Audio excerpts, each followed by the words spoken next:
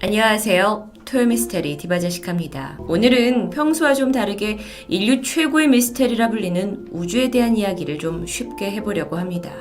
그중 화성.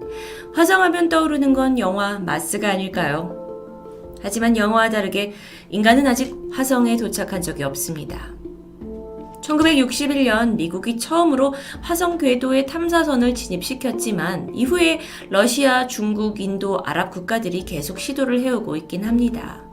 하지만 발사가 실패했고 통신이 두절되고 장치 결함을 보이면서 계속 실패하다가 그로부터 14년이 지난 1975년에서야 제대로 된 화성 착륙에 성공했을 뿐이었죠.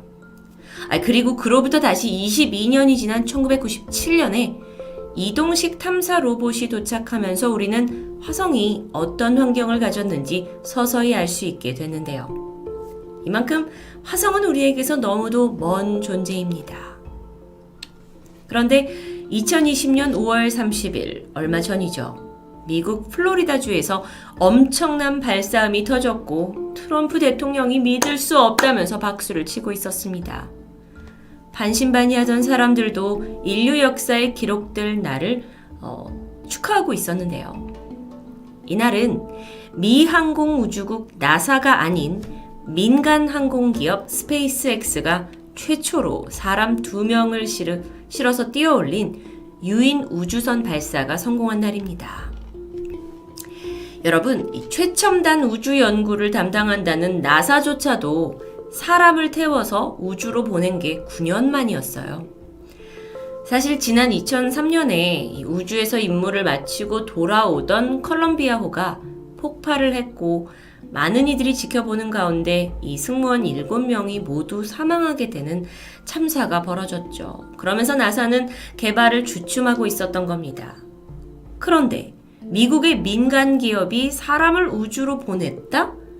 이게 어떤 의미를 갖는 걸까요? 2008년 이래 민간 기업 스페이스X는 나사조차 돈 너무 많이 들고 위험하기 때문에 망설였던 우주 탐사에 과감하게 뛰어들었습니다. 그리고 그들도 수년간 성공과 실패를 반복했죠. 약 50번 정도 로켓 발사를 해왔습니다. 그런데 이들의 최종 목표는 단순히 우주에 가는 게 아닙니다.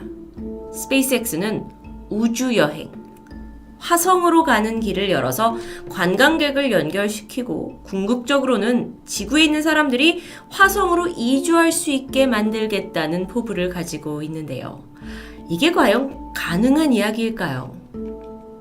일단 사람이 화성에서 살아가는데 가장 문제가 되는 건 산소가 없고 물이 부족하고 치명적인 밤낮 온도차가 있습니다. 화성은요, 최저 143도, 마이너스 143도, 최고 35도까지 올라가면서 평균 온도가 영하 63도예요. 그러니까 지금으로선 이게 사람이 살만한 환경이 전혀 아니라는 거죠. 인간이 화성에 가서 산다는 거 사실 그 누구도 쉽게 믿지 못합니다. 하지만 스페이스X의 CEO이자 영화 아이언맨의 모델로 불리는 일론 머스크는 광대한 화성 이주 계획을 소리치고 있습니다. 근데 저희뿐만 아니라 우주 전문가들조차 택도 없는 소리라고 조롱하고 있죠. 그러다 지난 5월 사람을 태운 로켓 발사가 성공하게 되면서 이에 대한 평가는 달라집니다. 일론 머스크가 살아있는 전설이라고 불리기 시작했죠. 일론 머스크, 그는 1971년 남아프리카 공화국에서 태어났습니다. 아버지가 엔지니어였는데 어려서부터 자연스럽게 전자기기에 관심을 갖게 되죠. 10살 때 처음으로 컴퓨터를 사게 됐는데 이후 컴퓨터 프로그래밍의 매력에 푹 빠졌고 12살 때는 직접 블라스터라는 게임을 개발해서 게임 업체에다가 $500를 받고 팔았다고 해요. 천재성이 엿보이죠. 가정 형편도 나쁘지 않아서 그 능력을 부모님께서 잘 뒷받침해 주신 것 같은데 그렇게 비범한 아이로 일론 머스크가 무럭무럭 자라나다 어느 날 삶에 큰 변화가 겪게 됩니다. 부모님이 이혼을 하게 되면서 아버지가 떠나버린 데다가 당시 남아공에서는요, 극단적인 인종차별 정책으로 인해서 사회가 굉장히 긴장되고 폭력적인 일들이 벌어지고 있었죠. 게다가 국가 정책으로 여기는 백인들이 18살이 되면 의무적으로 군에 가야 한다고 합니다. 그러니까 일론 머스크가 뭔가 이 남아공을 떠나고 싶은 마음이 생기게 되는데 마침 캐나다 국적이었던 어머니 도움으로 캐나다로 이민을 왔고 새로운 삶을 정착하게 됩니다. 캐나다 퀸즈 대학을 들어가는데 그러다 좀 더 좋은 교육을 제공하는 미국의 펜실베니아 대학교에 입학을 하게 됐고요. 경제학과 물리학을 공부한 뒤에 명문 스탠포드 대학원 박사과정까지 밟게 됩니다. 그런데 이 무렵 일론 머스크가 자신의 천재성을 알게 되었는지 자신이 인류의 미래를 위해 크게 기여할 수 있는 원대한 목표를 설정하게 됩니다. 그러던 1995년 그가 한창 잘 나가고 있던 인터넷 사업의 가능성을 봤고요. 동생에게 연락을 해서 실리콘밸리에다 창업을 하자고 제안합니다. 그리고 학교를 입학한 지 얼마 되지 않아 자퇴를 하고 집2라는 첫 사업을 시작하게 되는데 집2는 이 지도를 통해서 지역 정보나 회사 정보를 제공하는 온라인 서비스예요. 이게 지금에 봤을 때 너무도 당연한 우후죽순 생기는 애플리케이션 같은 거지만 이게 그 당시로서는 아주 획기적인 아이디어였거든요. 일론 머스크는 초기에 모든 프로그래밍을 혼자서 했고 동생은 비즈니스를 담당하게 됩니다. 사업에 대한 꿈을 키워가면서 투자가들을 찾아가 설득시켰고 점차 자금을 모으면서 회사 몸집이 커져갔죠. 결국 창업 4년 만에 3억 700만 달러의 회사를 매각할 수 있었습니다. 그래서 이 매각으로 그의 손에는 2200만 달러가 쥐어졌는데 하나로 260억 원이라는 엄청난 돈이었죠. 그의 나이 27살이었습니다. 젊은 나이에 200억 원 이상, 이미 평생 먹고 살 만한 돈을 얻었지만 인류를 위한 원대한 그의 꿈은 멈추지 않았는데요. 같은 해인 1999년 곧바로 X.com이라는 회사에 전 재산을 투자하게 돼요. X.com은 쉽게 말해서 수수료 없이 인터넷에서 돈을 송금하는 지금의 카카오페이와 같은 개념이라고 볼 수 있습니다. 근데 이겐 당시엔 굉장히 혁신적인 거죠. 그래서 2주 만에 20만 명의 이용자를 얻게 됩니다. 승승장구해요. 하지만 기쁨도 잠시. 실리콘밸리에서의 창업은 이게 생존 경쟁이 워낙 치열하기 때문에 얼마 지나지 않아서 이 회사와 비슷한 서비스를 제공하는 콤피니티라는 경쟁사가 나타납니다. 두 회사가 공존하기가 힘들었어요. 그래서 결론적으로는 한쪽이 한쪽을 딛고 일어서야 되는, 그래야 살아남을 수 있는 구조였죠. 그러다가 이제 광고비를 가지고 둘이 경쟁을 하게 되는데 일론 머스크가 생각을 하죠. 이건 결코 생산적이지 않다. 이대로라면 둘 다 망한다. 라는 것을 감지했고 얼마 후에 두 회사 합병을 제안해서 성사시킵니다. 그런데 이게 잘 맞지 않았어요. 작업 방식이나 스타일, 이제 회사 문화까지 너무도 달랐기 때문에 직원들의 불만이 쌓였고요. 결국 머스크는 CEO 자리에서 쫓겨나게 되죠. 그리고 나서 회사 이름은 새롭게 변하는데 그 회사가 바로 페이팔입니다. 전 세계적으로 사용되는 유명한 온라인 전자결제 시스템. 그 회사 맞습니다. 일론 머스크의 꿈이 잠시 꺾이는 듯 했지만 열정은 쉽게 사그라들지 않았는데요. 사실 일론 머스크는 어릴 적부터 우주를 동경하던 사람입니다. 그는 인류가 지구 밖을 탐사하지 않는다면 언젠가 지구에서 멸종하고 말 것이라고 강하게 믿고 있었어요. 그래서 만약에 기술이 발전을 시켜서 인간이 지구 밖에서 살 수 있다면 그 시작은 화성일 거라고 생각했고요. 무작정 나사에 전화를 걸어 물어봅니다. 화성 탐사 계획 없습니까? 물론 나사에서는 예전부터 화성에 대한 프로젝트가 있었죠. 근데 이게 우주 관련이 천문학적인 돈이 들어가고 또 투자된 만큼 수익이 바로 오는 것도 아니잖아요. 그렇기에 이건 그러니까 나사처럼 국가 단위가 아니면 쉽게 뛰어들 수 없는 사업입니다. 나사도 두려워하고 있었어요. 이런 사실을 알게 된 일론 머스크가 그때부터 우주공학에 뛰어듭니다.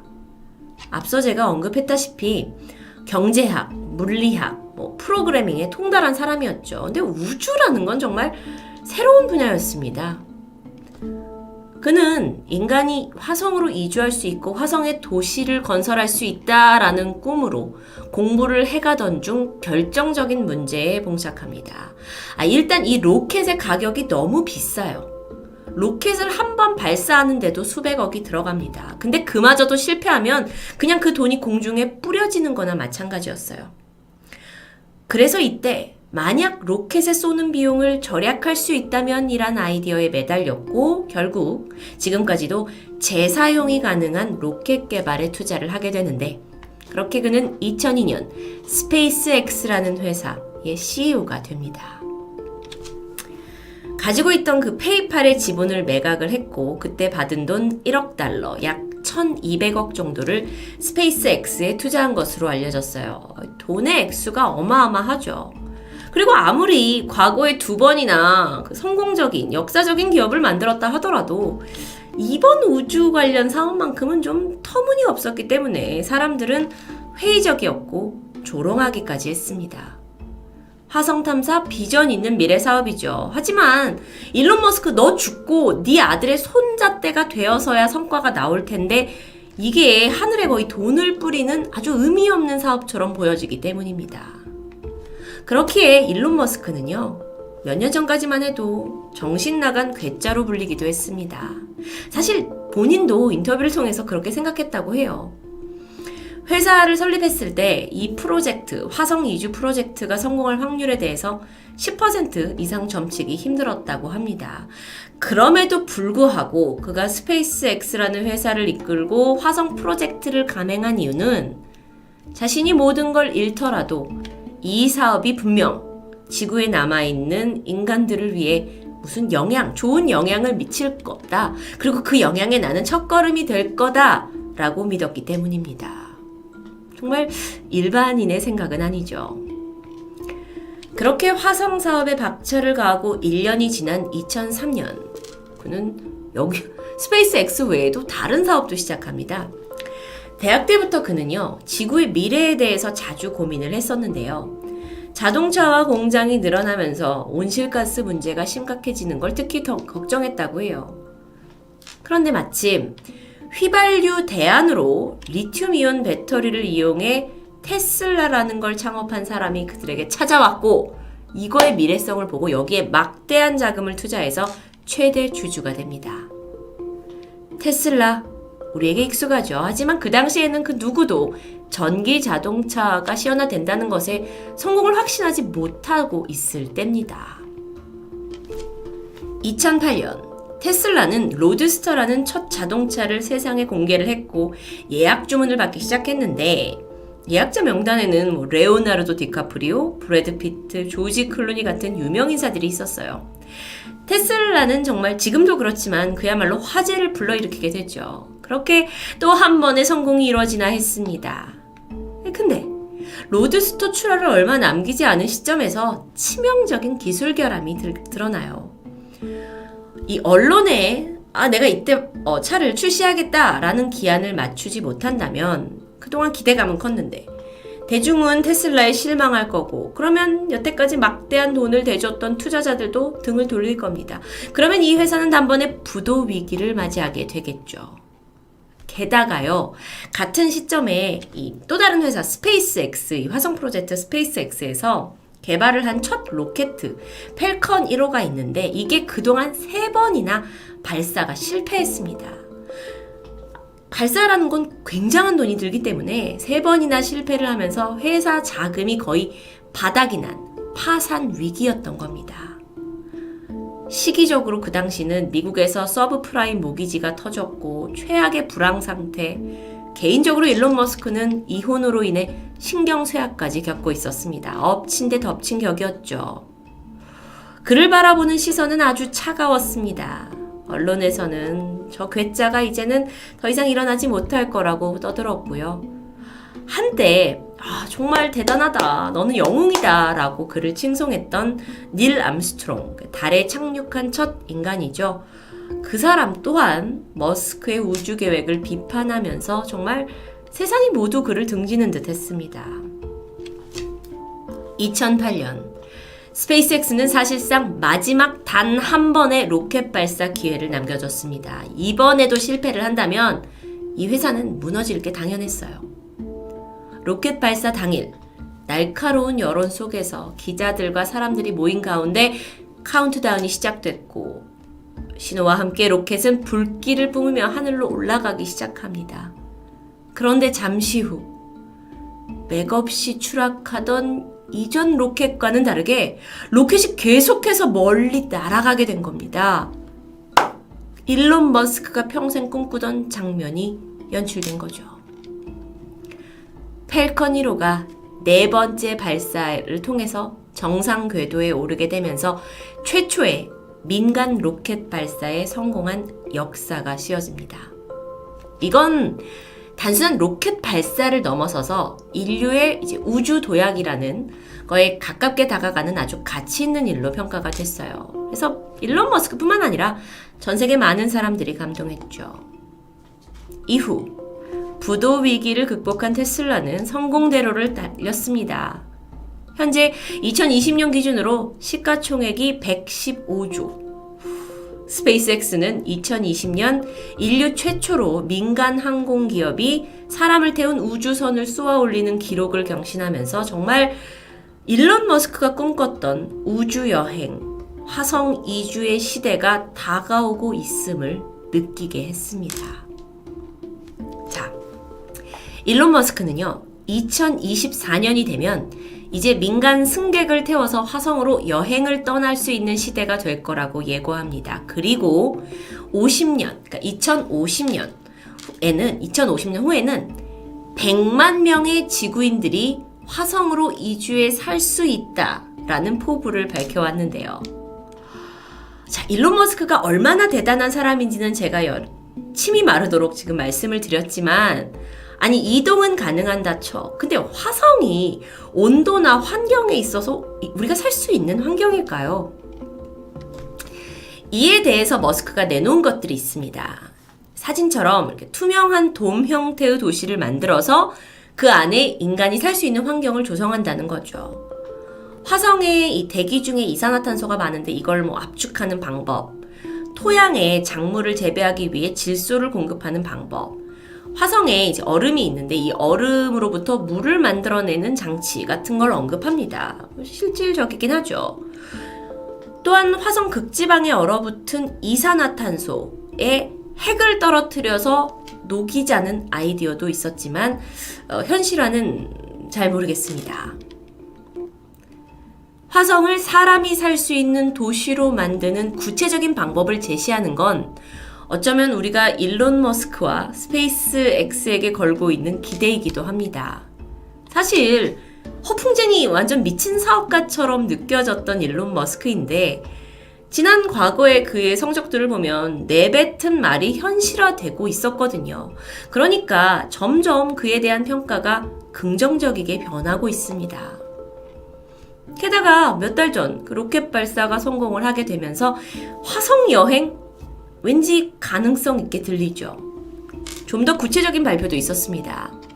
그러니까 지난 5월달 거 다음에는 7인승 로켓이 발사될 거고요. 그렇게 점차 여행객을 늘려간다고 하는데 2050년까지 지금 개발 중인 스타쉽 우주선 이거 1000대를 만들어가지고 한 번에 10만 명씩 화성으로 운송한다는 아주 구체적인 계획이 있었습니다. 저는 정말 이 얘기를 들으면서 어렸을 적 읽었던 무슨 공상과학 소설 같은, 그때 읽더라도 전혀 이건 실현이 가능할 것 같지 않은데 라는 생각이 드는데, 이게 일론 머스크가 계속 이야기를 해내고 성과를 내고 있다 보니까 저도 이게 갸우뚱하면서도 가능할 것 같다라는 어떤 설레임이 있었습니다. 하루의 여행 비용은 그럼 얼마나 들까요? 약 50만 달러, 하나로 6억으로 추정이 됩니다. 물론 이건 추정 금액입니다. 일주일이면 42억 정도가 되겠죠. 하지만 아시다시피 일주일 만에 화성을 다녀올 수 있을지 모르겠습니다. 우주여행, 화성, 정말 까마득하게만 느꼈는데 그 비난과 조롱 속에서도 인류를 위한 원대한 꿈을 이루겠다는 한 천재의 노력으로 인해서 어쩌면 지금으로부터 한 30년 후 정말 우리가 화성에 가는 날이 오게 되지 않을까요? 문득 영화 인터스텔라의 유명한 대사가 떠오릅니다. 우린 답을 찾을 것이다. 늘 그랬듯이. 항상 미스테리 소재는 글쎄요, 이 지구에 한정이 되어 있었는데요. 오늘은 화성을 넘어서 화성으로 이주해서 그 도시에 살고 있는 우리의 모습을 미스테리하게 이야기해봤습니다. 토요미스테리 디바제시카입니다. 안녕하세요. 토요미스테리 디바제시카입니다. 2007년 1월 8일 영국의 일간지 더 타임즈에 아주 이상한 광고 하나가 등장했습니다. 내용을 보니까 이것은 당신의 사생활을 완벽하게 보장한다. 이걸 선택하는 순간 당신의 지위가 올라간다. 광고는 즉각적으로 사람들의 이목을 집중시켰고 심지어 이 소문은 세계 각국으로 퍼져나가기 시작했죠. 그런데 실제로 이 광고의 내용을 확인한 사람들은 하나같이 눈을 의심하면서 황당함을 감추지 못했습니다. 광고가 판매하고 있는 것은 바로 세상에서 가장 작은 국가. 심지어 그 가격은 7억 5천만 유로로 하나로는 약 1,200억 원 정도입니다. 정말 한 나라가 신문을 통해 매물로 나온 상황일까요? 혹시 새로운 마케팅이나 주작? 사람들은 호기심 반, 의심 반으로 광고에 실린 정보를 토대로 해당 국가를 찾아 나서기 시작합니다. 이름은 시랜드 공국. 북위 동경 좌표를 따라가 보니 영국에서 얼마 떨어지지 않은 바다 한가운데 위치하고 있었는데요. 그런데 이게 근처 해상을 아무리 뒤져봐도 딱히 나라로 보일 만한 섬 같은 건 보이지 않았습니다. 주작이었겠죠. 라고 생각하던 그때 영국 에식스주 하리치항에서 약 11km 떨어진 해상 한복판에서 아주 낯선 구조물이 발견됩니다. 사진에 보이는 것처럼 두 개의 대형 원형 구조물이 이 플랫폼을 지탱하고 있는 형태. 상단의 이 직사각형 플랫폼은 약 166평 정도인데 축구장 10분의 1보다 조금 작은 규모라고 할 수 있죠. 여기가 바로 세상에서 가장 작은 자칭 국가로 알려진 시랜드 공국입니다. 어떻게 여기가 한 나라가 될 수 있었던 걸까요? 때는 2차 세계대전, 적국의 수많은 폭격기가 영국을 향해 날아왔고 이때 영국은 인근 해상에 요새를 다수 건설하기 시작했습니다.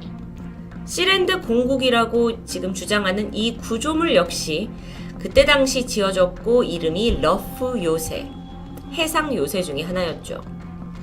이곳에서는 약 150명에서 300명의 병력들이 주둔하고 있었습니다. 이들의 주 업무는 인근에 접근하는 독일군을 감시하는 것이었죠. 하지만 1945년 전쟁이 끝나고 이곳은 다른 요새들과 마찬가지로 무관심 속에 방치됩니다. 그렇게 다시 한참의 시간이 지난 1960년대, 당시 영국에서는 해적 라디오라는 게 성행했습니다. 해적 라디오는 정식 면허를 가지고 허가받지 않은 주파수를 이용해서 방송을 송출하는 것을 의미하는데요. 단속을 피하기 위해서 주로 배에 송신기를 달아서 바다 위에서 방송을 했기 때문에 해적이란 이름이 붙었습니다. 일부는 정치적인 내용을 다루기도 했지만 대부분은 대중들이 듣고 싶어하는 로큰롤 같은 음악을 하루 종일 트는 방송들이었죠. 무엇보다도 심의가 없다 보니 마음껏 상업 광고가 가능했고 또 그게 주된 돈벌이였습니다. 오늘날로 치면 약간 팟캐스트와 비슷하다고 볼 수 있죠. 그 당시 영국에서만 청취자가 하루에 1,000만 명가량이었다고 전해지니 어느 정도 인기 있는 방송인 건 맞습니다. 그런데 영국의 육군 소령 출신으로 전역한 후에 해적 라디오를 운영하고 있던 바로 이 남성, 패디 로이 베이츠. 1967년 어느 날 그는 우연히 TV에서 나온 전쟁 다큐멘터리를 보다가 그 2차 세계대전 때 사용했던 해상 벙커를 떠올리게 됩니다. 어라, 여기는 해적 라디오를 그 누구의 방해도 받지 않고 진행하기에 아주 적격한 곳이죠. 심지어 그 중에서도 러프 요새 같은 경우는 영국 영해 밖이라서 본국의 감섭을 피할 수 있을 것 같았습니다. 이후 그는 곧장 러프 요새를 향했죠. 하지만 당시 영국은 그 해적 라디오에 대한 규제를 점점점 더 강화하고 있었던 터라서 결국에 여기서 라디오 송출의 계획은 물거품이 됩니다. 하지만 그는 포기하지 않고 더 큰 결심을 하게 되는데 바로 이 러프 요새를 자신만의 나라로 만들겠다는 것이었죠. 그는 여기에 시랜드라는 이름을 붙이고는 자신을 로이 1세라고 명했습니다. 이후 가족을 비롯해서 약 20명 정도 되는 사람들을 이끌어 이곳에 정착해 거주하기 시작합니다. 국가 선언은 그렇다 쳐도 상식적으로 어떻게 망망대해 이 한복판에서 사람이 생활을 할 수 있었던 걸까요?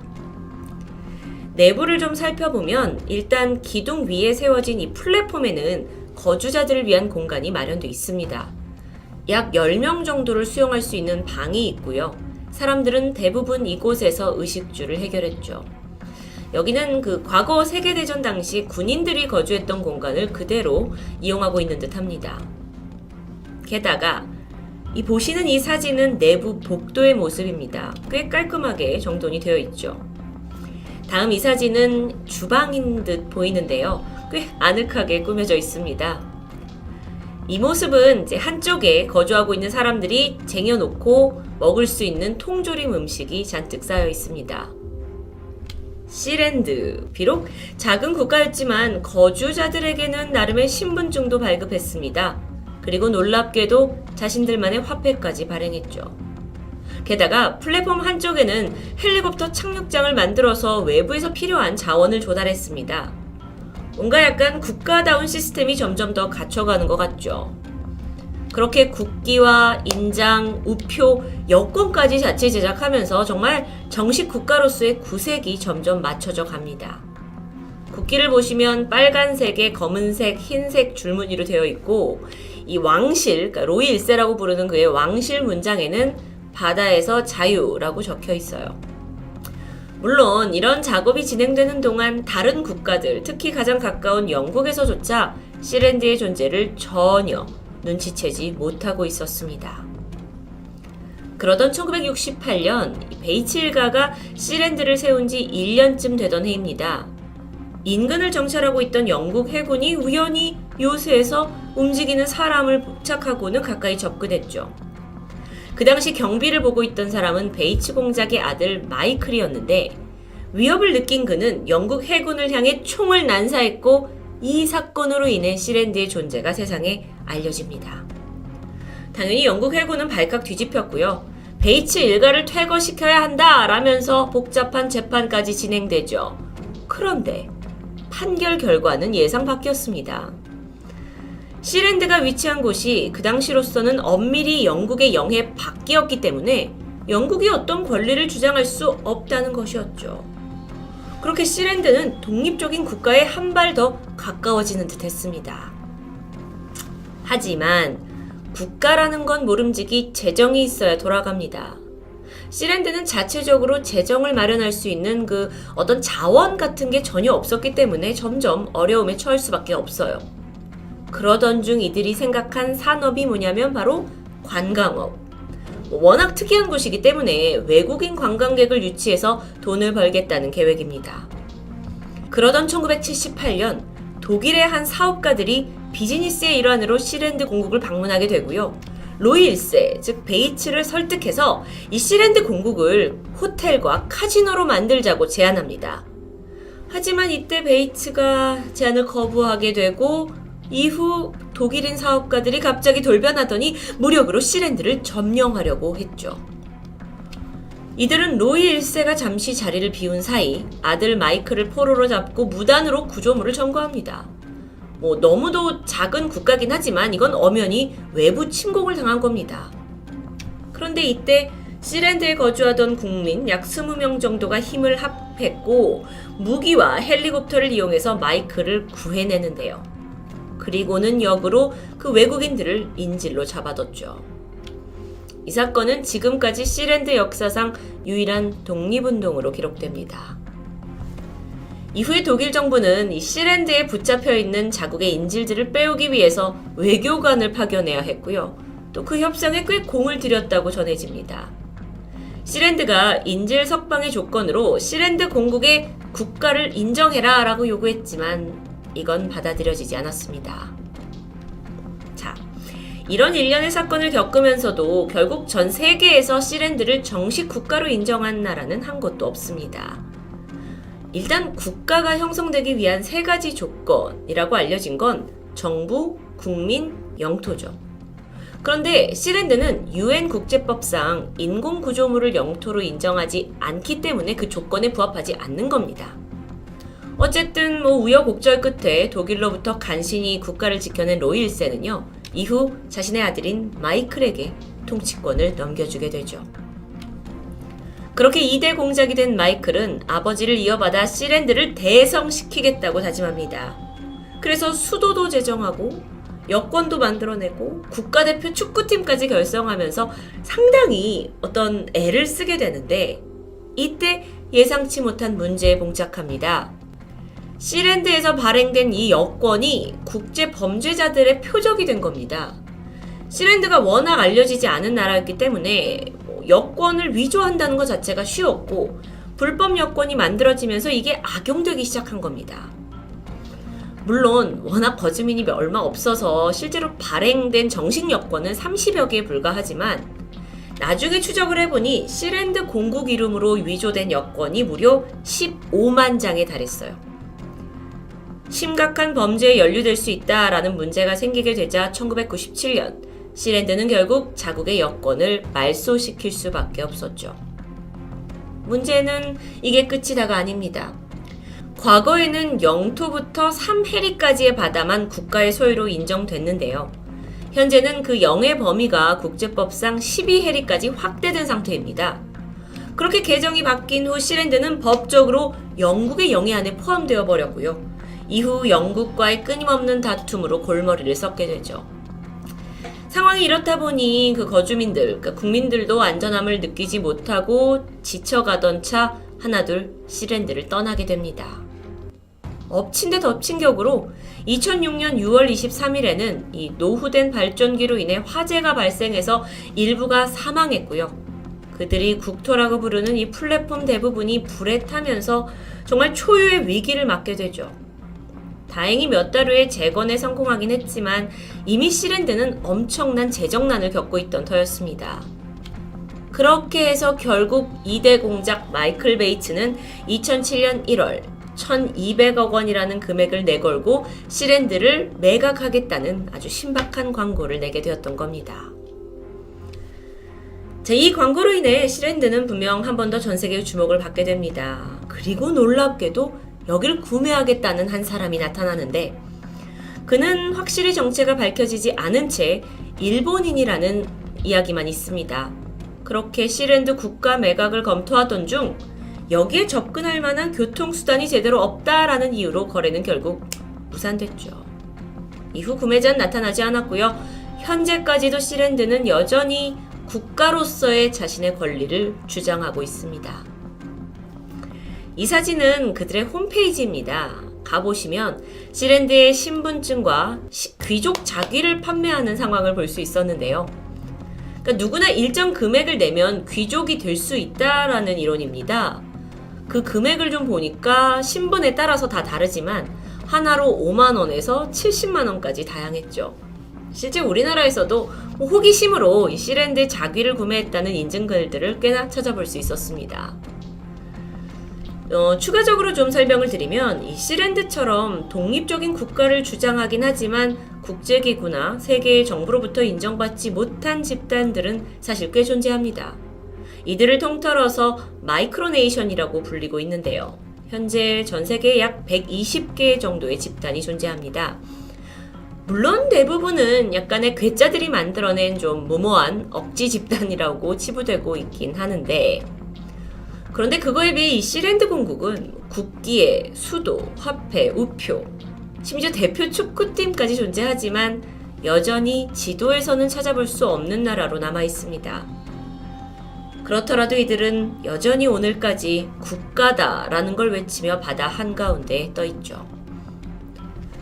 우리는 과연 이들을 어떻게 해석해야 할까요? 나라를 지키겠다는 애국자들일까요? 아니면 나만의 통치와 권력을 원하는 무대뽀들로 봐야 할까요? 물론 여러분의 판단입니다. 토요미스테리 디바제시카였습니다. 안녕하세요. 토요미스테리 디바제시카입니다. 금, 이건 아주 오랜 옛날부터 귀금속이기 전에 화폐로 사용될 만큼 귀중한 가치를 지닌 금속입니다. 금이 이토록 가치가 높은 이유는 화학적으로 아주 안정되었다는 것, 이것 외에도 사실 전 우주에 극히 소량만 존재하기 때문인데요. 흥미로운 사실이 있습니다. 지금까지 채굴된 전체 금의 양은 약 18만 톤. 굉장히 많은 것 같지만 만약 이 금을 한 곳에 다 모은다면 조금 큰 규모의 10층짜리 빌딩 사이즈라고 하는데요. 이렇게 생각한다면 금의 희소성에 대해서 좀 느껴지시나요? 그런데 황금이 가득한 장소가 만약 어딘가 비밀스럽게 있다면 어떨까요? 그것을 당신이 발견한다면요. 옛날부터 분명 금맥을 찾으려고 인생을 바치는 사람들은 존재했습니다. 그리고 그중 가장 유명한 전설의 엘도라도에는 상상도 못할 만큼의 어마어마한 황금이 있다고 전해지는데요. 엘도라도는 잉카의 전설 중 사람들을 가장 매혹하는 이야기이자 남아메리카 최대의 미스테리입니다. 금색 황금의라는 뜻의 스페인어에서 비롯된 이름 엘도라도. 그곳의 전설은 16세기 태양의 제국으로 알려진 잉카 문명에서부터 시작됩니다. 안데스 고원에서 시작된 잉카 부족은 15세기 무렵 수도 쿠스코를 중심으로 에콰도르, 페루, 칠레에 이르는 땅을 통합한 정말 남미 최대의 강력한 제국이었습니다. 잠깐 여기서 또 다른 세계 7대 불가사의로 불리는 잉카인들의 마추픽추는 이렇게 깎아질 듯한 절벽 위에 세워졌는데 해발 2450m로 일일이 잘라낸 돌을 옮겨서 만든 정말 신비의 도시입니다. 안에는 신전, 궁전, 주택들이 빼곡히 들어차 있는데 아니 당시 건축 기술이 얼마나 정교했던지 맞물린 벽돌 사이로 종이 한 장 들어가기 힘들 정도라고 알려져 있는데요. 그런데 이런 고도의 문명을 가진 이들이 어느 날 갑자기 이곳을 버리고 떠나버린 이유? 이건 아직까지 미스테리로 남아 있습니다. 몇백 년 동안 잉카인들이 떠나버리고 비어있던 이곳은 1911년 한 미국 고고학자에 의해 발견됐는데 아니 도대체 왜 이런 험한 산속에 도시를 만들었는지 또 왜 갑자기 사람들은 사라져버렸는지 미스테리는 여전히 풀리지 않고 있습니다. 잉카 제국 이야기를 좀 더 해보면 워낙 금이 풍부했던 곳으로 당시 얼마나 풍요로웠는지 남아있는 유물로 확인할 수가 있는데요. 사진으로 감상하시죠. 이것은 모두 금으로 만든 잉카 제국의 유물입니다. 하지만 1532년 스페인의 침략자가 잉카의 땅에 발을 딛는 순간 몰락의 길에 접어듭니다. 당시 스페인 제국은 16세기 말까지 브라질을 제외한 모든 라틴 아메리카를 점령하는 데 성공했고 잉카 제국의 원주민을 죽이고 문명을 멸망시키고 가장 중요한 그들의 금과 은을 착취하기 시작했는데요. 이들 중 하나였던 피사로는 탐사를 시작한 지 8년 만에 잉카 제국의 쿠스코에 입성했고 그곳에 들어가서 이 안을 꽉 채우고 있는 엄청난 양의 금과 문화유산들을 발견합니다. 눈이 뒤집혔겠죠. 당시 알려진 바에 의하면 이 잉카 제국의 왕실과 신전, 성벽은 모두 금으로 도금되어 있었고 내벽도 금과 은으로 화려하게 장식되어 있었다고 하는데요. 생각해보면 16세기 유럽에서는 금과 은이 이미 엄청난 화폐로서의 가치를 지닌 고가 물건인 것에 비해서 잉카에서 금은 그냥 예쁜 장신구일 뿐이었습니다. 그러다 보니 피사로에게 눈을 굴리는 곳마다 다들 금이 있으니까 그 병사들과 함께 가까운 마을에서부터 상습적인 약탈을 시작해 결국 잉카 황제의 군대와 맞닥뜨리게 됩니다. 제가 아까 잉카가 굉장한 문명 국가라고 했지만 아니 이와는 걸맞지 않게 이곳이 무기에 있어서는 아직 석기 시대 정도의 도구 사용 수준이었는데요. 그러다 보니 잉카인들은 고작해야 돌칼 아니면 이런 사진과 같은 나무 몽둥이에 돌을 꽂아서 만드는 무기가 다였습니다. 그런데 그에 비해 스페인은 유럽에서도 최고 품질을 자랑하는 특수강철 소재로 만든 검을 쓰고 있었는데 스페인에서 온 피사로의 군대는 180명. 이들이 잉카 제국의 4, 5천 명의 원주민을 다 도륙해버리고 잉카의 황제를 생포합니다. 자, 그리고는 피사로가 제안을 하게 되죠. 한 달 안에 가로 6.7m, 세로 5.2m, 높이 2.4m 이런 거대한 크기의 방을 금으로 채울 수 있는 조건을 내걸면서 네가 금을 가져와라. 그럼 내가 풀어주겠다. 라고 협상을 하는데요. 이에 잉카인들은 황제를 구하고자 금을 구해와서 조공하기 시작합니다. 이때 피사로가 놀라게 되죠. 생각보다 많은 양의 금이 빠른 시간에 모였기 때문입니다. 이건 금이 어딘가 더 있을 수도 있다란 얘기죠. 그는 탐욕에 눈이 멀게 되고 원주민에게 더 많은 금을 가져오라고 요구하게 되는데요. 당시 그가 약탈해간 보석을 다 포함하면 약 11톤에 달했다고 합니다. 빼앗은 잉카의 금으로 물건은 배에 실어가지고 본국으로 가져가기 위해서 그는 이 금을 다 녹여야만 했는데요. 정말 당시에 루비나 사파이어가 촘촘하게 박혀서 훌륭하게 쇠공되어 있던 예술품들이 이때 안타깝게 소실됩니다. 하지만 그렇게 많은 금을 착취하고도 피사로는 결국 잉카의 황제를 죽이고 맙니다. 게다가 찬란했던 잉카 제국은 유럽에서 건너온 전염병 때문에 면역력이 없던 원주민 땅을 휩쓸어 버렸고요. 이렇게 침략과 병으로 인해 멸망하게 됩니다.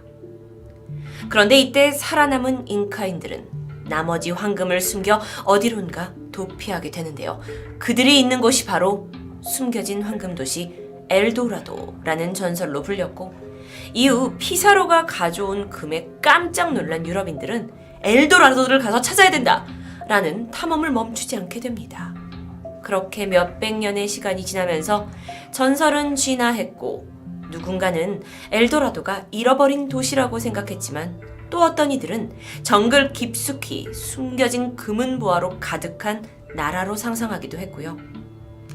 자, 그런데 현재 가장 유력해 보이는 전설의 엘도라도는 먼저 파이티티라는 잉카의 후예가 세운 비밀의 도시가 있습니다. 잉카인들이 쿠스코 동쪽 아마존 정글 어딘가에 이 황금 도시를 건설했다는 사실이 전해지면서 이를 뒷받침할 만한 몇 가지 정황들이 밝혀지기 시작했는데요. 2001년 이탈리아의 고고학자 마리오 폴리아는 로마 예수의 기록 보관소에서 스페인 선교사에 대한 보고서를 발견합니다. 보고서에는 이 선교사가 16세기 중반 교황청에 보낸 편지였는데 여기서 그는 파이티티라고 하는 열대 정글에 있는 금은 보석이 풍부한 원주민 대도시를 묘사하고 있었습니다. 자료에 따르면 파이티티는 잉카 제국의 수도 쿠스코에서 있던 금보다 훨씬 더 많은 양의 금을 가지고 있다고 하는데요. 그런데 이걸 보고받은 교황청 바티칸은 이것을 비밀에 붙이게 됩니다. 만약 이게 알려지면 더 많은 약탈이 벌어질 거라 생각했던 거죠. 이때 교황청의 결단이 없었더라면 엘도라도는 밝혀졌을까요? 어쨌든 정글 한가운데 존재한다는 금의 도시 엘도라도 파이티티를 찾으려는 고고학자들 또는 황금 사냥꾼들의 시도는 계속됩니다. 그러다 2001년 아마존 정글에서 잉카 제국에서 사용하던 도자기의 일부 조각이 발굴됐고 이를 토대로 고고학자들이 붙어서 합동 연구를 진행하지만 끝내 파이티티는 발견할 수 없었습니다. 하지만요, 또 다른 유력한 엘도라도가 존재한다는 설이 있습니다. 정확한 위치까지 나와 있는데요. 바로 이곳은 콜롬비아의 구아타비타 호수입니다. 실제로 16세기부터 수백 년간 정말 많은 탐험대가 이곳을 찾으려 했고 목숨까지 빼앗겼던, 사실 21세기 들어서까지 실제 엘도라도로 여겨지던 장소입니다. 그 이유를 살펴보면 16세기 콜롬비아 북쪽에 거주하던 무이스카 종족이 이 구아타비타 호수의 연안에 모여서 어떤 신비로운 의식을 했는데요. 의식은 먼저 사람들에게 둘러싸인 부족장이 황금으로 장식된 이 뗏목에 올라타고는 호수 중앙까지 갑니다. 그리고 나서 족장이 입던 옷을 벗고는 온몸에 금가루를 뿌려서 금칠을 하죠. 이후 준비해온 금과 에메랄드를 호수에 집어 던지면서 이 의식은 이 종족의 번성을 기원하는 겁니다. 금을 제물로 바치는 거죠. 실제 이 의식은 그냥 말로만 전해지는 것이 아니라 그 당시의 모양을 이렇게 금으로 세공해서 만든 아주 귀중한 보물이 존재합니다. 엘도라도의 보물이라고 불리고도 있죠. 그러다 보니 이 보물을 보고 와, 엘도라도, 이 구아타비타 호수만 찾으면 우리에게 엄청난 금을 가져다 주겠구나 하는 꿈을 불러일으키게 됩니다. 이게 족장만 했던 게 아닙니다. 족장이 금을 뿌리고 또 호수에다 버리는 이 의식을 끝내면 이후 이 호숫가에 있던 마을 사람들이 다 황금을 몸에 뿌리고 자기가 가지고 있던 황금을 호수에다 버렸다라고 전해지는데요. 아주 호화로운 의식이죠. 소위 금낭비 의식. 이게 해를 거쳐서 몇 년, 아니 몇백 년간 지속되었다면 이 호수의 바닥은 금으로 가득 찼을 거고 이 소문을 들은 눈이 먼 스페인 정복자들은 안데스 산맥에 빠르게 도착합니다. 그리고 무이스카족은 종말을 맞이할 수밖에 없었죠. 당시의 탐험자 곤잘로는 무이스카 부족을 침략해 금과 에메랄드가 어디에 있는지 말할 때까지 그들을 고문했고요. 이후 금, 에메랄드, 또 금가루가 담긴 자루까지 약탈해갑니다. 심지어 원주민들을 죽이기 전 그들의 얼굴에 하고 있던 귀와 코걸이 장식을 그냥 잡아당겨서 가져가는 것도 잊지 않았죠. 자, 그들이 정말 원했던 건 호수 밑에 가라앉아 있는 금이었습니다. 곤잘로는 이곳에 도착을 해서 이 금과 보석들을 꺼내기 위해 이곳에 있던 원주민들을 노예화합니다. 그리고 그들을 인간 체인화시키죠. 손에 손을 이렇게 묶어가지고 산끝까지 연결을 시킨 다음에 호수의 물을 꺼내는 물통을 전달하게 했고요. 그것을 산 꼭대기 넘어 반대편에 버리게 하는 노동을 3달 동안 지속합니다. 결국 수심 120m에 달하는 깊이의 호수면이 다 없어질 순 없었고요. 겨우 2.7m 정도만 줄였을 뿐인데 그렇다 하더라도 수백 개의 금덩어리와 보석들을 채집하는데 성공했다고 전해집니다. 이런 시도는 온갖 방법을 동원해 21세기까지 이어졌고 마침내 호수물을 거의 다 빼내서 더 이상 구아타비타의 호수에 남아있는 황금이 없을 거라고 전해집니다. 그런데 말입니다. 그런데도 불구하고 사람들은 여전히 아니야 여기가 엘도라도가 아니었을 거야. 진짜 황금도시 엘도라도가 있을 거야 하는 탐험은 끊이지 않고 있습니다. 불을 얻고자 금을 차지하고자 엘도라도를 찾아 헤맨 사람들의 이야기는 영화에서도 단골 소재입니다. 하지만 그 탐욕의 손길이 누군가의 문명을 무참하게 파괴했고 착취했고 무고한 희생이 따랐다는 점, 또한 가치가 높은 예술품들도 사라졌고 엘도라도를 찾아 헤매려다 죽음과 실종으로 마지막을 맞이한 사람들도 있습니다. 이런 부분들을 생각하면 어쩌면 많은 사람들이 꿈꾸고 있는 엘도라도는 꿈의 황금 도시가 아닌 원한이 가득한 저주받은 그런 곳 아닐까요? 토요미스테리 디바제시카였습니다.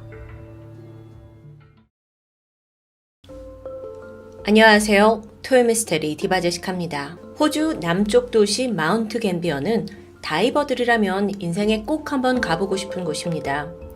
여긴 과거 화산활동이 만들어낸 분화구 호수들이 곳곳에 있는데요. 그중 가장 유명한 게 제일 큰 규모를 자랑하는 블루레이크입니다. 지금 영상을 보고 계신데 여기는 12월에서 3월이 되면 정말 너무도 맑은 청록빛 물색을 보인다고 해요. 그렇다 보니까 이 장관 때문에 다이버들의 버킷리스트에서 빠지지 않게 되었죠. 그런데 이곳에서 불과 몇 킬로 떨어진 곳에는 결코 인간이 살아나갈 수 없는 세상에서 가장 위험한 구멍 하나가 숨겨져 있습니다. 지난 1938년 근처에 있는 엘린데일 농장에 살던 한 농부가 말들을 이끌고 농장을 가로질러 가던 중이었어요. 근데 말 한 마리가 갑자기 고꾸라집니다. 그래서 왜 갑자기 넘어지지 싶어서 이 농부가 바닥을 살펴보는데 거기에 지름이 한 30cm 정도 되는 구멍이 나 있는 겁니다. 뭐 그렇게 크지는 않죠. 하지만 작지도 않고요. 충분히 안쪽을 들여다볼 수 있었는데 처음엔 어두워서 잘 안 보이다가 순간 저 멀리 그 농부의 눈에 청록빛 반짝이는 게 들어옵니다. 와, 이렇게 우연히 찾아낸 구멍 내부에는 정말 놀라운 풍경이 펼쳐져 있었어요. 그 구멍 밑으로 3, 4m쯤 아래에 거대한 지하 동굴 호수가 있었던 겁니다. 그러니까 그 땅에 나 있던 작은 구멍이 지하 동굴의 입구이자 지붕 역할을 하고 있었던 거예요.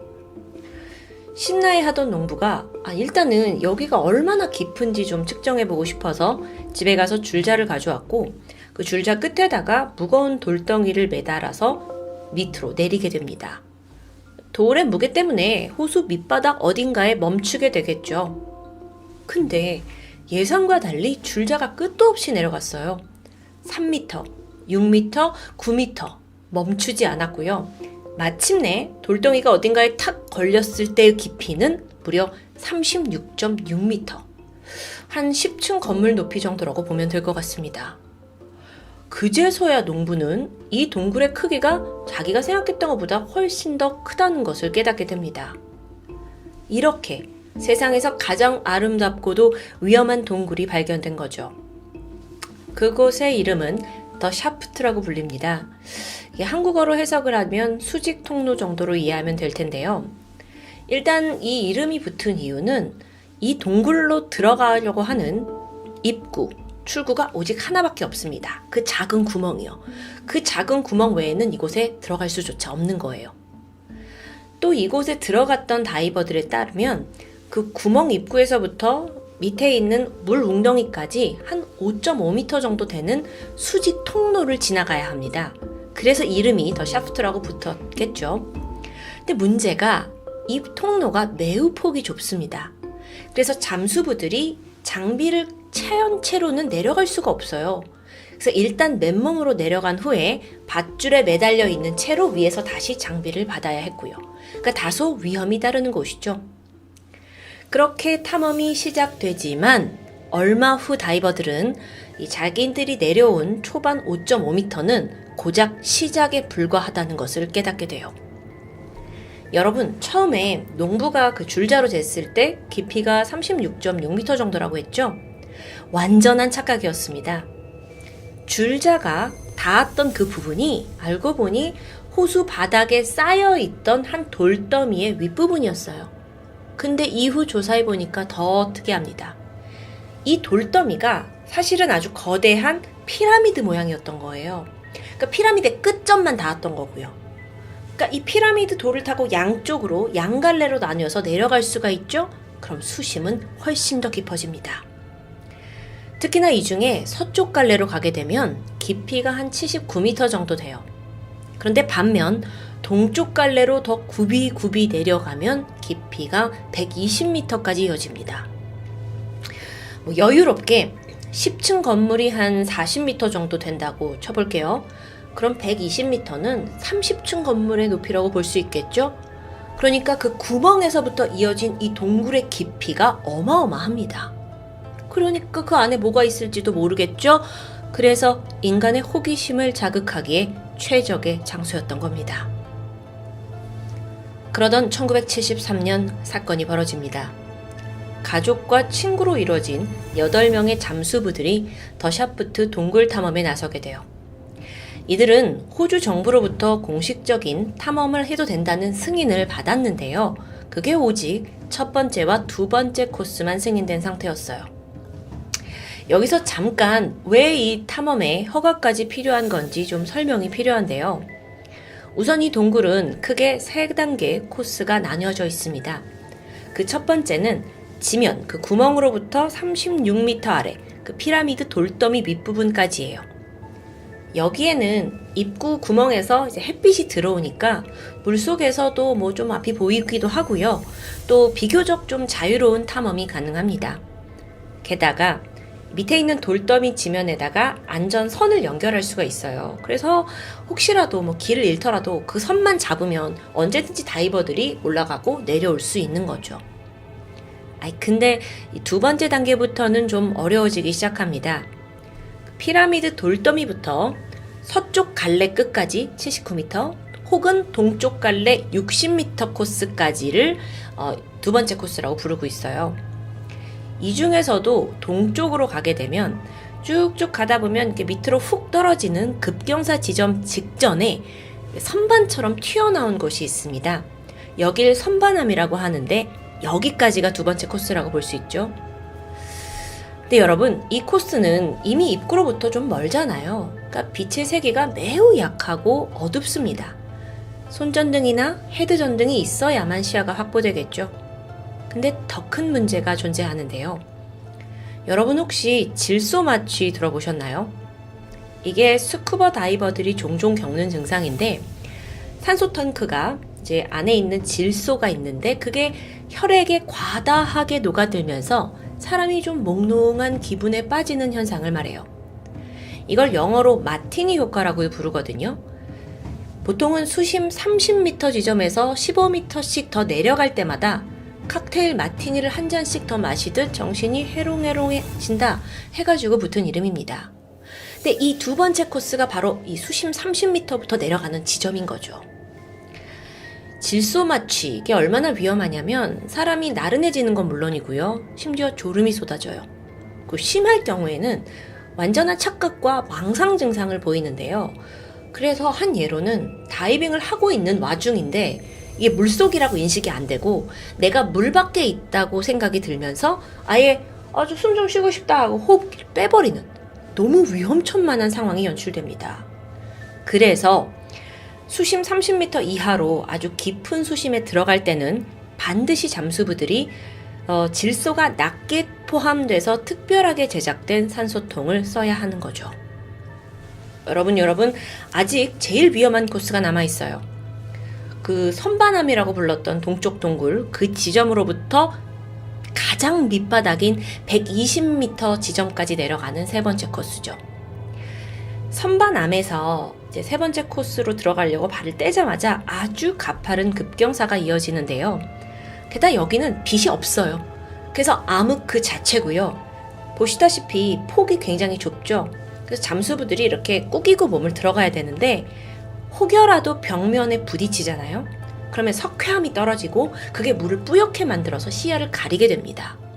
아니 뭐 그게 큰 문제냐, 좀 기다리면 다시 가라앉지 않겠냐 싶지만 그게 생각보다 그렇게 뭐 순식간에 훅 깨끗해지지 않아요. 게다가 우리는 산소통을 켜고 있잖아요. 그러니까 시간이 제한적인 거죠. 또 이 깊고 좁은 곳을 다이버들이 가다가 어느 순간 시야가 가려지게 되면 굉장한 공포와 패닉에 빠져들기도 합니다. 또 다른 문제는 혹시라도 이제 위험을 느껴서 다시 돌아가려고 하잖아요. 그게 쉽지 않습니다. 왜냐면 돌아가는 중에 갈림길이 하나 나와요. 근데 한쪽은 진짜 출구고 또 다른 곳은 막다른 길이 펼쳐진 가짜 출구입니다. 혹시라도 다이버가 방향을 헷갈려서 그 가짜 출구로 들어가게 된다면 그 끝은 오직 죽음뿐이겠죠. 그래서 이곳은 이 세 번째 코스가 특히나 한번 들어오면 살아서 나갈 수 없는 것으로 불리고 있습니다. 이런 이유 때문에 세 번째 코스는요, 호주 정부가 아주 숙련되고 경험이 많은 다이버들에게만 진입을 허락합니다. 정부 허가 없이는 아예 갈 수 없어요. 그래서 정부에서도요, 사실 웬만하지 않고는 허가를 내주지 않고 있는 곳인데 다시 사건으로 돌아와서 1973년 5월 28일 8명의 다이버들과 또 1명의 헬퍼가 그 동굴 입구에서 만나게 됩니다. 9번째 멤버는 동굴 밖에서 대기하면서 다이버들이 안전하게 잠수할 수 있도록 그 안전선도 체크하고 또 상황을 컨트롤하는 역할을 하게 되겠죠. 이 8명의 다이버들의 계획은 일단 첫 번째, 두 번째 코스를 탐험한 후에 두 번째 코스의 그 마지막 그 선반암에 잠깐 서서 세 번째 코스를 그저 잠시 구경만 하고 돌아오는 것이었습니다. 이들 모두 꽤 숙련된 다이버들이었어요. 하지만 문제가 있죠. 그동안 바닷속에서 잠수는 많이 해봤지만 동굴 다이빙에는 익숙하지 않았다는 겁니다. 어쩌면 그래서 더 이 도전에 흥분되고 기대하고 있었겠죠. 이들은 동굴 다이빙도 뭐 별반 다르지 않을 거라고 생각했던 것 같습니다. 그래서 동굴 다이빙에 하기 전에 중대한 실수를 저지르는데 산소 탱크를 그냥 일반 공기로 채워넣은 겁니다. 분명 두 번째 단계를 탐험할 때는 질소가 낮게 제작된 공기로 탱크를 채워야 한다는 지침이 있는데 이걸 어긴 거예요. 그렇게 다들 어떤 위험이 다가올지 모른 채 8명의 다이버들이 한 명씩 밑으로 내려가기 시작했죠. 사실 초반은 쉬웠습니다. 입구에서부터 그 피라미드 돌덩이 밑에까지 쭉 내려오는데 단 몇 분밖에 걸리지 않았다고 해요. 거기 도착해서 사진 찍고 한 5분 정도 시간을 보냈죠. 이후 8명의 일행은 차례대로 두 번째 코스인 동쪽 갈래로 내려가기 시작합니다. 여기서 잠깐 이들이 어떤 사람들이었냐면요. 우선 이 8명 중에 3명은 남매였습니다. 25살의 글렌, 22살의 스테판, 19살의 크리스틴. 그 외의 5명은 다 지인들이었고요. 가장 맞이었던 글렌이 코스를 앞장서 가기 시작했어요. 그리고 가장 먼저 선반암에 도착했죠. 이후 차례차례 한 명씩 도달합니다. 그 선반암 아래로 까마득한 세 번째 코스를 바라보면서 자연의 놀라움을 금치 못해요. 그렇게 한참을 감상했고 5분 정도가 흘렀죠. 바로 이때 가장 먼저 내려왔던 글렌이 산소통 레벨이 꽤 낮아졌다는 것을 인지합니다. 돌아갈 산소도 남겨놔야 하잖아요. 그래서 그는 즉각 일행들에게 이제 돌아가자고 말하려고 했죠. 그런데 순간 갑자기 자기 동생 크리스틴을 비롯한 그 나머지 다이버들이 일제히 세 번째 코스로 뛰어들어갑니다. 이건 계획에 없던 일이었어요. 그 누구도 세 번째 코스를 가보자고 말한 적조차 없거든요. 그만큼 위험한 곳이니까요. 글렌이 당황했고 말을 할 수가 없으니까 일단 일행을 쫓아가서 동생 크리스틴과 스테판을 막아보려고 했죠. 근데 너무 급하게 가는 바람에 벽과 부딪힙니다. 석회암들이 떨어지면서 시야를 가려버려요. 순간 글렌은 극도의 공포감을 느꼈어요. 앞은 보이지 않고 자칫하면 방향을 잃어서 돌아갈 수조차 없으니까요. 그래서 결국 몸을 돌려서 다시 선반암으로 왔고요. 이제 정신을 차린 글렌이 얘네들이 이제 20대들의 아주 패기 넘치는 애들이잖아요. 그래서 아마 입구 쪽만 좀 보고 금방 돌아오겠지라고 생각했어요. 그래서 자긴 산소가 부족하니까 일단 그 2번 코스의 첫 번째 시작점으로 돌아가서 일행을 기다리기 시작합니다. 하지만 시간이 지나도 나타나지 않는 겁니다. 그 사이 글렌의 산소 레벨은 점점 더 부족해졌고요. 결국 그는 홀로 지상으로 돌아왔습니다. 근데 생각해보세요. 지금 다른 사람들도 모두 산소 부족한 상황 아닐까요? 너무 오래 있었던 거죠. 한편 세 번째 코스로 내려간 무리들 중에 한 명인 24살의 레리. 물론 그가 공식적으로 인정하진 않았지만 그와 그 무리들이 세 번째 코스에 호기심을 가지고 있던 것으로 보입니다. 그래서 레리가 아주 호기롭게 선반암을 지나서 좁은 세 번째 코스로 진입을 했고요. 근데 예상대로 얼마 지나지 않아서 이 시야가 막 가려져요. 그러니까 아무것도 보이지 않았던 거죠. 코스는 점점 들어갈수록 좁아져서 몸이 구겨져 있고요. 그제서야 레리를 포함한 다이버들이 이거 안 되겠다, 뭔가 잘못됐다 라는 걸 깨달았고 다시 돌아가기 위해서 급하게 방향을 틀게 됩니다. 하지만 뒤를 돈 순간 이미 석회 물질로 인해 모든 게 뿌옇게 가려져 버립니다. 그러면서 여기가 어디지 싶은 거예요. 자, 돌아가는 길. 당시 레리는 그저 자기 눈앞에 있는 크리스틴의 오리발을 어렴풋이 쫓아갔습니다.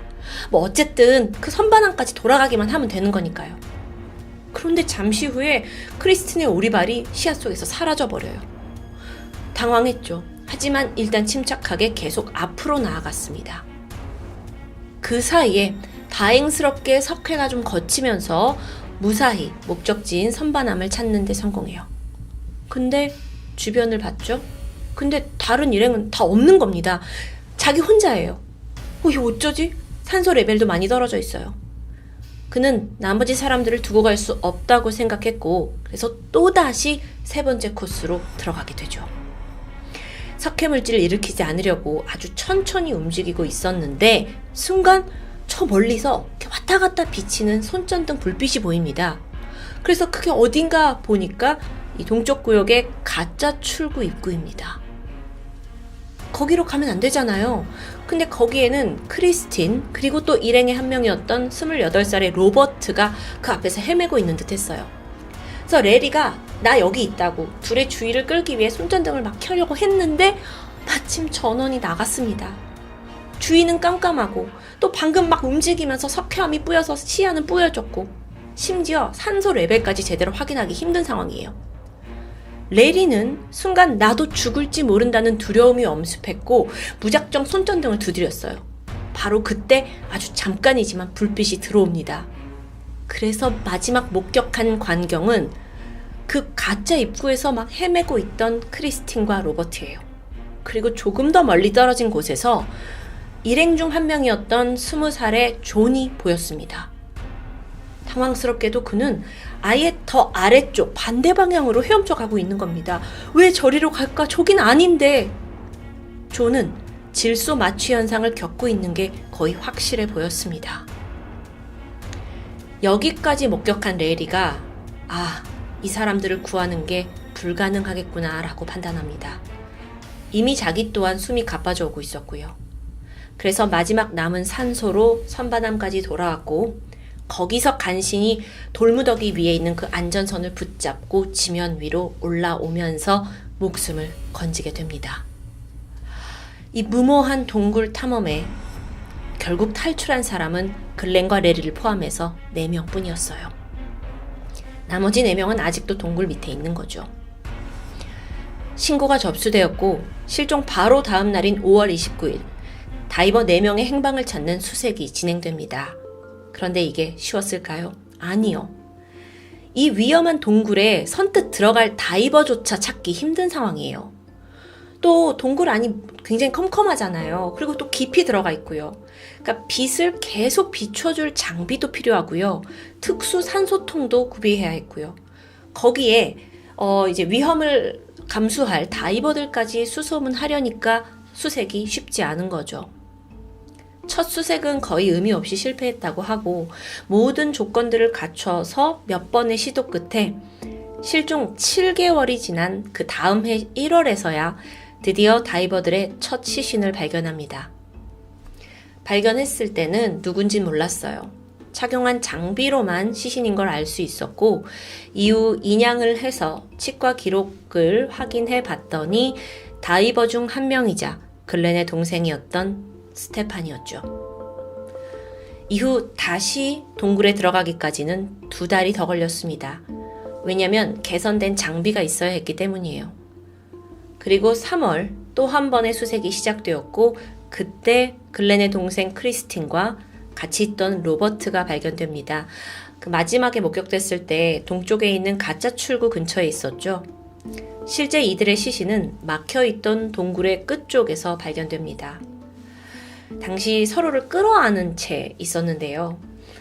출구를 찾는 데는 완전히 실패했고 또 어차피 산소가 없어서 돌아갈 수 없다라는 것에 모든 걸 포기하고 서로를 포옹한 채 죽음을 맞이했다고 알려져 있습니다.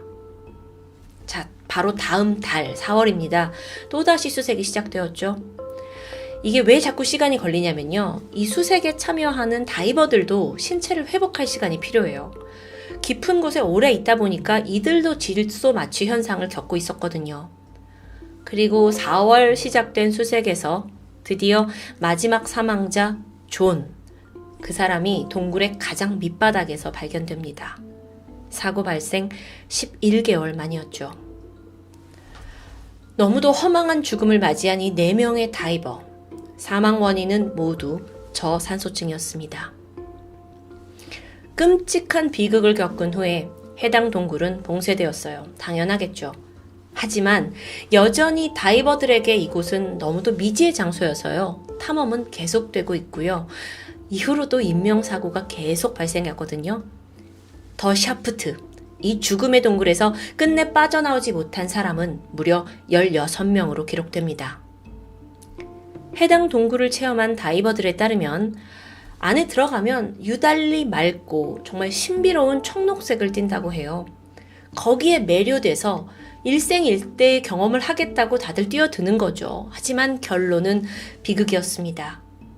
어찌된 일인지 이런 사고가 계속 발생한데도 불구하고 현재 동굴은 아예 봉쇄가 풀려서 여전히 사람들을 유혹하고 있습니다. 물론 여러분, 미지의 세계를 도전하고 탐험하는 건 인간의 본능이라고 할 수 있습니다. 하지만 그게 과연 목숨을 지키는 것보다 더 가치 있는 일일까요? 인간이 자연을 너무 탐험의 대상으로만 쉽게 생각한 건 아닌가 하는 안쓰러움이 남습니다. 지금까지 토요미스테리 디바제시카입니다.